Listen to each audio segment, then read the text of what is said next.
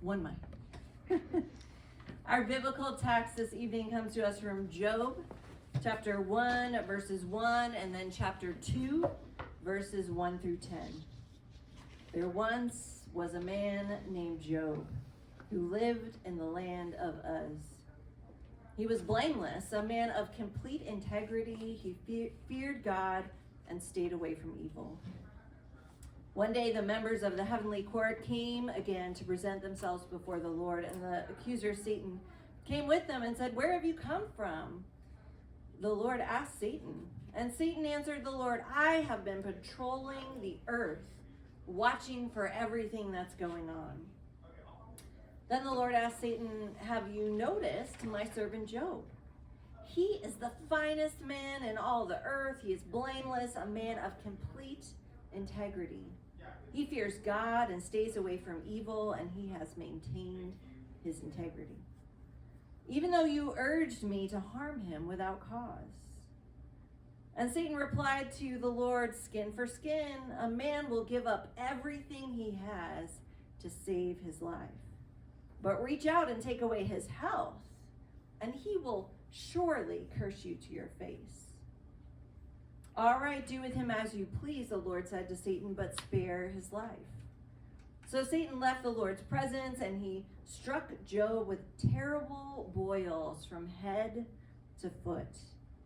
Job scraped his skin with a piece of broken pottery as he sat among the ashes. And his wife said to him, "Are you still trying to maintain your integrity? Curse God and die." But Job replied, "You talk like a foolish woman. Should we accept only good things from the hand of God and never bad?" So in all of this, Job said nothing wrong. Now, you may have heard people speak about faith as the solution to all of life's problems. Maybe someone's told you if you come to Jesus and live the life that God has called you to live, then you will receive blessing upon blessing upon blessing, and all of your troubles, they'll disappear. Many televangelists preach what we call the health and wealth gospel, which claims that if you come to Jesus, you will be healthy and you will be wealthy. It's not worked for me so far. But if you've been a person of faith for any length of time or know folks who are, then you would know that those statements aren't exactly true.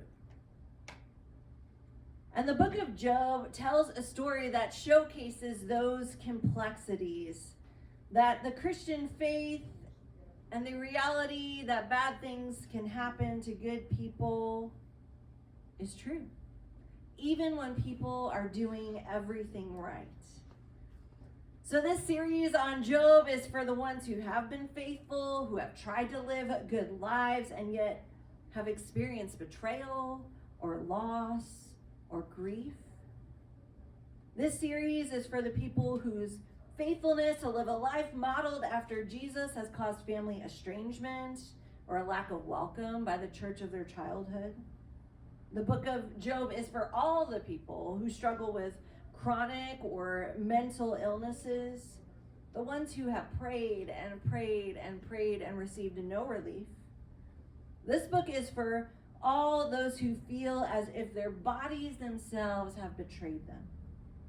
This text is for the ones whose marriages are falling apart, whose relationships are ending, for those who are struggling to parent a difficult child, for the ones whose adult children seem to be adrift regardless of a good upbringing, and for the people who have loved others so well and yet still seem to turn up alone. This text is for all the lives that have been derailed by trauma from the experience at the hands of others, for the ones who feel they've been just dealt a bad hand in life. The series in Job is for all the people who applied for job after job and have yet to receive an offer, for the ones who worked faithfully for years on end and who have never been promoted, for the folks who are looking for jobs so that they can make a decent living wage and have yet to find one. This text talk is for all the people who were told by really well-meaning family and friends and Christians that they didn't receive that job or that healing or that favorable answer from God because they must be doing something that God doesn't want them to do, or because they don't have enough faith, or because they haven't prayed hard enough, or because they didn't believe in the right way. Friends, this story of Job is for you, for me. The story of Job was written for all of us so that we can tell and retell this story generation after generation to remind each other that a life of faith is not simple and it is not easy. To remind us that even good and faithful people will have things happen to them that are out of their control, things that they don't deserve. And the story of Job deals with some of those most difficult questions that we ask in life. And it creates space for us to wonder.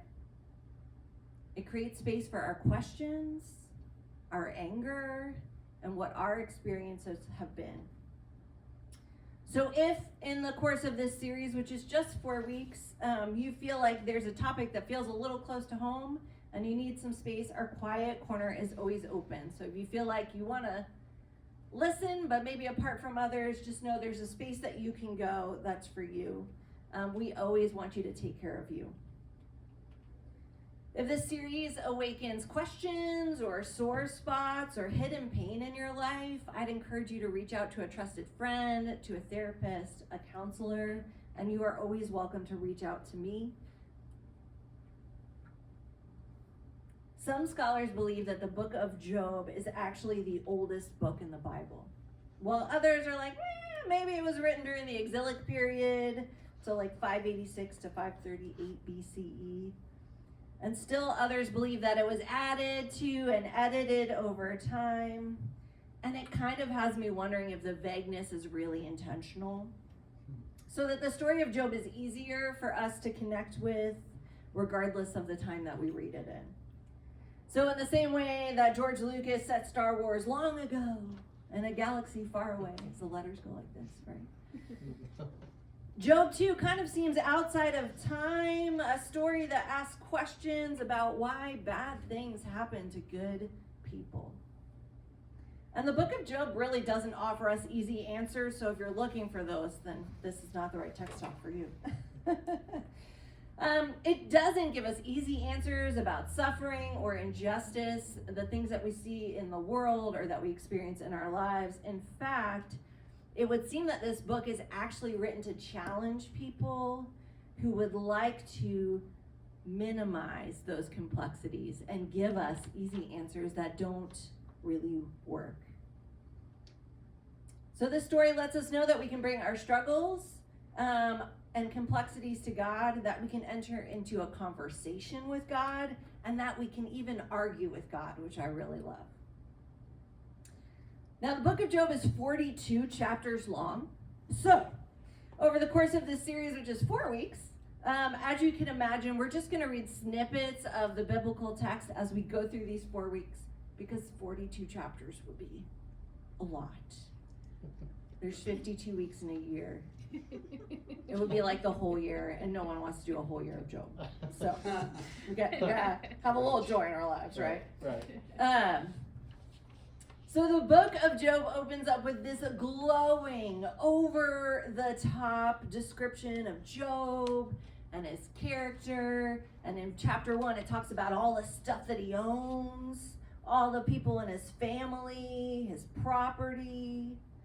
And he was in good health, and Job was doing everything right. In fact, Job would even make sacrifices to cover the mistakes of his children the day after they got together for a party, just in case his kids had maybe done something wrong. And then all of a sudden, we're beamed into this conversation between God and heavenly beings. Kind of weird. And one of those heavenly beings is Satan, all right? And I want to clear up some of this, so that's better translated for this text as Ha-Satan, or the Satan.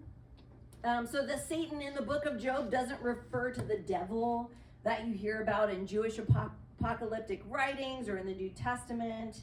In this story, Ha-Satan, or the Satan, works for God. In fact, they're an office holder in this heavenly courtroom that we see, and they're acting as like an accuser or as a prosecuting attorney for God. And this courtroom description would make more sense if you read all of Job, because it's this dialogue between God and Job set up like a court scene. And in both chapters 1 and 2, God asks where the Satan has been. And they respond, oh, we've been going to and fro on the earth, walking up and down it. And both times God asks them, have you considered my servant Job? And the Satan tells God that Job is only faithful because they've received some sort of protection from God. And they believe that if that protection was removed and if their life wasn't perfect, then they would curse God in a matter of seconds. So in chapter 1, Job loses his property and his children. And after all that, he falls to the ground, he shaves his head, he tears his clothes, and he's in mourning, like people in the ancient Near East would have practiced mourning. And he says, naked I came from my mother's womb, and naked I shall return. The Lord gave, and the Lord has taken away. Blessed be the name of the Lord. And then in chapter 2, Job's body and health are affected. And Job's wife, by this point, has had enough, right? She's lost all her stuff. She's lost her family, and now her husband, who in that day and age was the breadwinner, right, is ill. And she just says, you need to get over it, Job. You need to stop holding on to your faith. You should just curse God and die. Quite the wife, right? And yet, even after all of this, Job asks his wife, shall we only receive good at the hand of God? Shall we not receive the bad? And in our text, it ends that even after all of this, Job didn't sin. He didn't go against what God wanted. Can you imagine? And can we all agree it's definitely fictional?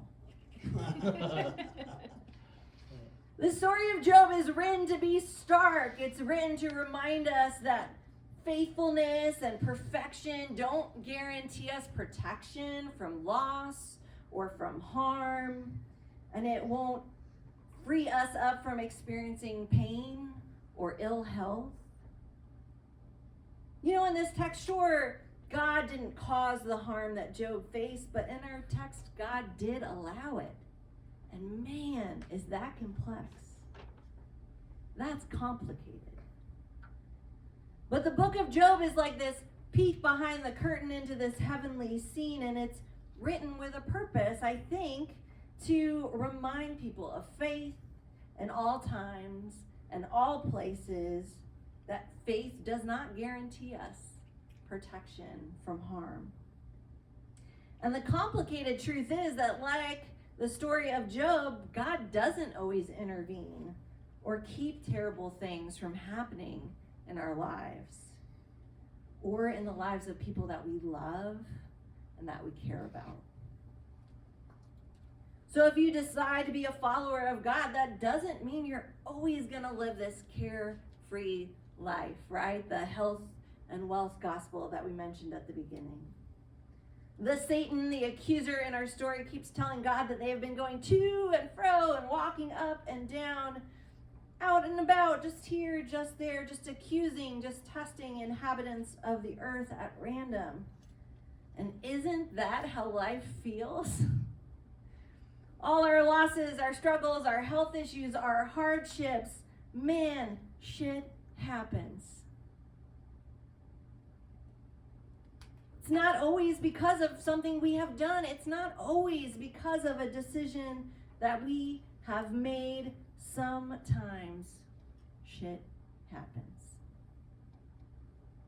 Sometimes without any reasoning behind it. We only need to look at the life of Jesus, his disciples, the apostles, the early church leaders to know that this is true. Faithfulness to God and God's mission don't always mean a life of health or wealth or success or ease. Hardship doesn't always equal unfaithfulness or that you're not a good person. Sometimes bad things happen to really great people. And I think the book of Job was written to help us change our conversations that we have in faith spaces, but also in non-religious spaces about hardship and suffering. To help remind those of us who have been told that if we pray harder, do better, have more faith, our lives will be perfect, because that is not true. It's not. It's not helpful. And in fact, it's downright harmful when we tell people that. So if you've experienced a loss, if you've had rifts in your relationships with important people, if you're struggling with your health, if you have a chronic illness or mental health issue, it doesn't mean that you've done something wrong. Because sometimes shit just happens. If your marriage is falling apart, if you're drowning in loneliness or struggling as a parent, if your life is derailed by trauma, if you are struggling to find stable employment that pays a living wage, none of that automatically means you have done something wrong or that you have not been faithful, because shit happens. But I don't think that's the only lesson we can take away from our text in Job today. I think we can learn something else too. I think we can learn about what we do believe, about faith, and what we do believe just in general about what it means when bad things happen to people. When bad things happen to you or to someone that you love, do you automatically assume that person did something to deserve it? Or do you believe that sometimes bad things happen to good people? When bad things happen to you or someone you love, do you quit believing in God or a higher power? Do you see faith as just like this good luck charm, this rabbit foot, this personal insurance protection policy that you have in your back pocket to keep you from harm? Or is your faith powered by this desire to be a part of God's mission in the world? Understanding that the work of faith is about creating love and hope and healing and wholeness in our relationships and with this world that we are a part of. Friends, life and faith are not always simple. They're not an easy answer or do A, get to B. It doesn't work just like that. Shit happens even when we try to be like really good humans. Even when we feel like we have a lot of faith. So when you and I find ourselves or the ones we loved disoriented by hard times, what will we believe? What beliefs will we cling to? And what are some beliefs that we think like, maybe I should get rid of those?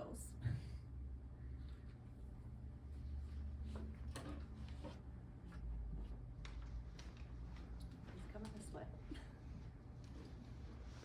Letting the drama build. Yay. Good evening, friends. It's good to be here with all of you tonight. So in early summer 2009, there was a cyclist riding north on Castle Drive near 6th Street. And as he approached the intersection, one of his tires hit a damaged portion of pavement, causing him to lose control, flip over his handlebars, and hit his head on the pavement. Ouch. He was transported to the University of Kansas Hospital in Kansas City, but unfortunately he died from his injuries. The cyclist's name was Dr. Bob Frederick, and if that name seems familiar to you, he actually served as the athletic director at the University of Kansas for 14 years. He had a very successful tenure guiding the university's athletic department, and is most well known for hiring a relatively unknown North Carolina assistant basketball coach named Roy Williams, who turned out to be a coach that took KU's storied basketball program and took it to even further heights. Now, after stepping down from his AD role, Dr. Frederick was a professor in the university's Department of Health, Science, Sports, and Exercise. And during my senior year of college, I was considering a career in sports management, and I took 2 of his classes. He was one of my favorite professors in college. He was kind, he was humble, he was funny, and he was knowledgeable. And as news of death of his spread and tributes came in, it was clear that I wasn't the only one who admired him. Dr. Frederick was universally respected and well-liked by family, friends, and colleagues alike. Now, you heard Pastor Tiffany earlier say the phrase, bad things happen to good people. Are you familiar with that phrase? Has that people heard it before? Yeah. Well, Dr. Frederick is just one example of a person I know in my life that would fit that phrase. And I'm sure if I went around and asked each one of you, that you would have one or many people that you would say, that's a good person in my life, and maybe something bad has happened to them. You know, being diagnosed with cancer, had their house catch on fire, been wrongfully imprisoned, impacted by a hurricane or natural disaster, paralyzed in a car accident, and the list goes on and on and on. Here's the thing though, bad things happen to bad people as well. All the same issues and more happen to people that we consider to be not a good person or even evil. It's just that they may not get the same recognition as those whom we hold in high regard. There's really only one thing that's certain in this life, and that is something bad could happen to any of us on any day at any given time.